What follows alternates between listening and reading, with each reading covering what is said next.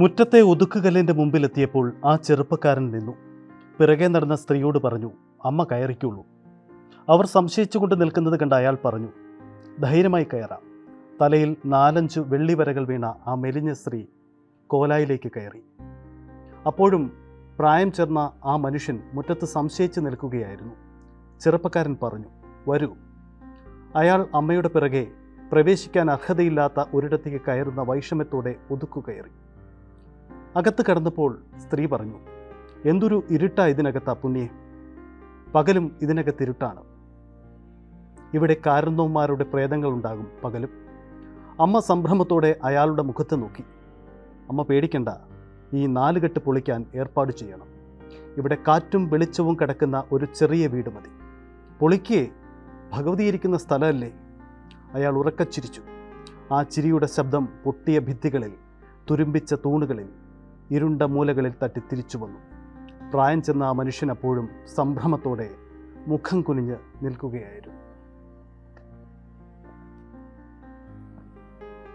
ലക്ഷോപലക്ഷം വായനക്കാരിൽ അനേകം ഭാവതലങ്ങൾ തീർത്ത കാലാതിവർത്തിയായ കൃതി 4 കെട്ട്.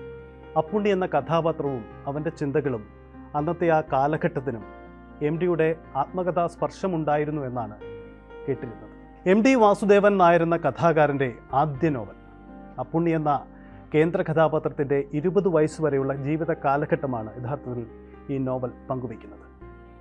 MDയുടെ സാഹിത്യ ജീവിതത്തിൽ ആകെ തന്നെ പടർന്നു കിടക്കുന്ന ഒരു അടിസ്ഥാന പ്രമേയം 4 കെട്ടിൽ നിന്ന് തന്നെ ഉത്ഭവിച്ചതാണ്. കൂട്ടുകുടുംബവും അതിൻ്റെ സങ്കീർണമായ കുടുംബ ബന്ധങ്ങളും 4 കെട്ടിൽ പശ്ചാത്തലമാകുന്നുണ്ട്. അപ്പുണ്ണി അനുഭവിക്കുന്ന ആന്തരിക സംഘർഷങ്ങൾ ഒരു കാലഘട്ടത്തിൻ്റെ പ്രതീകമാണ്.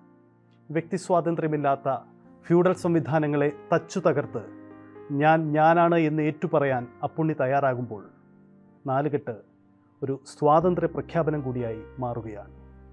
അപ്പുണ്ണിയെയും ഈ നോവലിനെയും ഞാൻ എൻ്റെ വളരെ ചെറുപ്പകാലത്ത് വായിച്ചതാണ്. പലപ്പോഴും ഈ നോവലിലൂടെ കടന്നുപോയപ്പോൾ അപ്പുണ്ണി ഞാൻ തന്നെയല്ലേ എന്ന ചിന്ത വായനക്കാരിലേക്ക് പങ്കുവയ്ക്കാൻ MDക്ക് കഴിയുന്നു എന്നിടത്താണ് ഈ നോവലിൻ്റെ വിജയം. പ്രിയ കഥാകാരന് പ്രണാമം.